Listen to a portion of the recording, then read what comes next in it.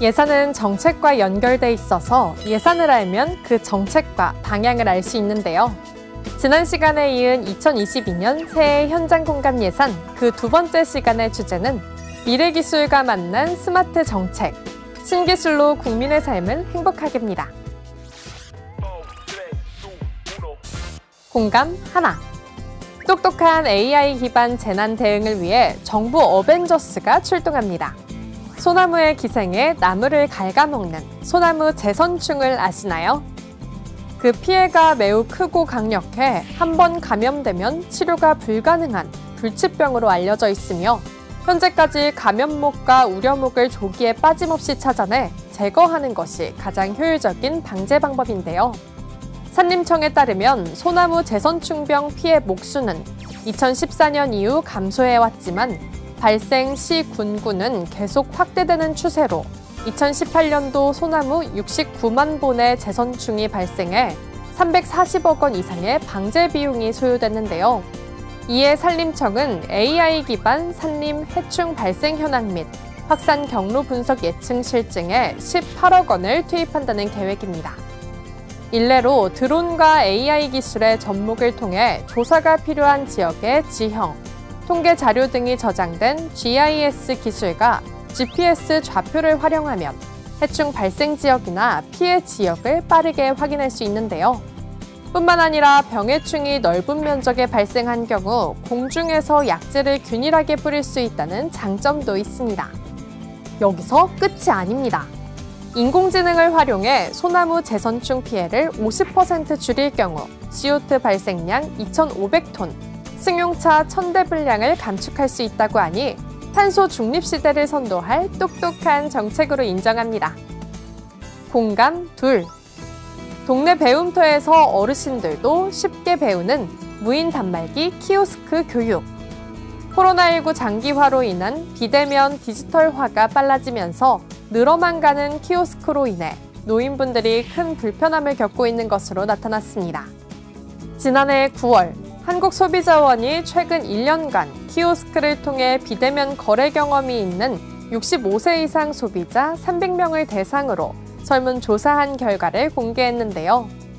고령 소비자들은 키오스크를 이용하면서 불편한 점으로 복잡한 단계, 다음 단계 버튼을 찾기 어려움, 뒷사람 눈치가 보임, 그림 글씨가 잘 안 보임 등을 꼽았습니다.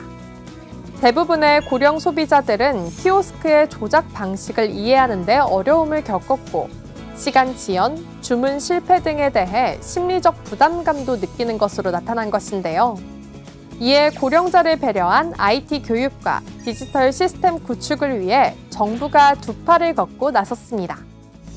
2020년부터 과학기술정보통신부가 디지털 뉴딜과 디지털 포용사회를 열어가기 위해 열어둔 국민 누구나를 위한 디지털 배움터에 교육용 키오스크를 배치해 반복학습을 통한 디지털 역량 향상을 추진한다는 것인데요. 그렇다면 사업 규모는 어느 정도일까요? 새해 4억 5,200만 원의 예산을 투입해 전국 1,000개의 디지털 배움터에 무려 226대의 교육용 키오스크가 보급되는데요. 디지털 배움터와 함께라면 키오스크 주문 이제 어렵지 않답니다. 공감 셋. 소상공인이 비대면 온라인으로 쉽고 빠른 대출을 받을 수 있도록 지원합니다. 그동안은 생업에 바쁜 소상공인이 정책자금 대출을 위한 과정에서 점포를 닫고 2회 이상 창구를 직접 방문해야 하는 불편을 겪고 있었는데요.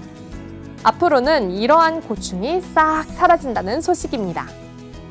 정부는 소상공인의 정책자금 온라인 신청 지원을 위한 비대면 금융 시스템 구축에 55억 원의 예산을 투입하는데요.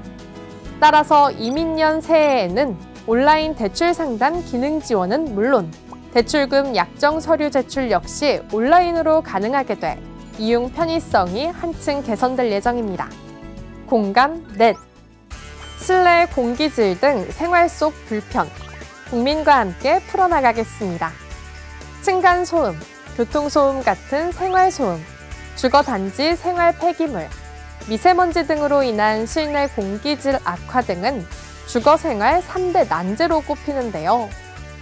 이로 인한 사회적 비용이 생활소음 4,500억 원, 음식물 쓰레기 8천억 원, 실내 공기질 2조 원으로 추정됩니다. 정부는 이 같은 주거생활 3대 난제 해결을 위해 새해 약 23억 원의 예산을 투입하는데요. 국민의 다양한 아이디어를 적극 수렴해 산학연이 기술을 개발하고 그로 인해 시제품 탄생으로 이어지는 국민 참여형 연구개발 사업이라는 설명입니다. 그야말로 국민의 의한, 국민을 위한 난제 해결 플랫폼이니만큼 실효성 있는 결과물을 기대해 보겠습니다. 널리 세상을 이롭게 하는 기술과 국민의 행복한 삶을 위한 정책의 성공적인 만남으로 코로나19로 지친 일상에 새 바람이 불어올 수 있길 기대합니다.